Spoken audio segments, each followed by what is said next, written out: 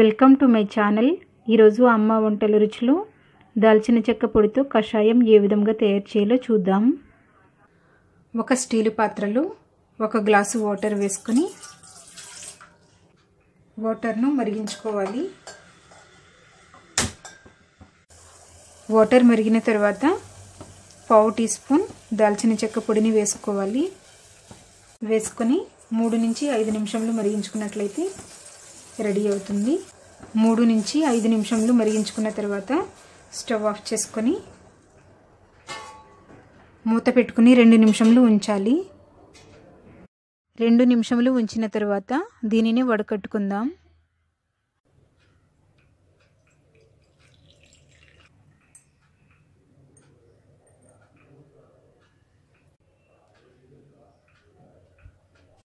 దాల్చిన చెక్క పొడితో కషాయం రెడీ అయ్యింది.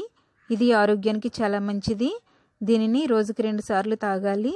ఉదయం పరగడుపున ఒకసారి, సాయంత్రం ఖాళీ కడుపున ఒకసారి తీసుకోవాలి. ఈ వీడియో మీకు నచ్చినట్లయితే లైక్ చేయండి, మీ ఫ్రెండ్స్కి షేర్ చేయండి. మరిన్ని వంటల కోసం నా ఛానల్ని సబ్స్క్రైబ్ చేసుకోండి. Thank you for watching.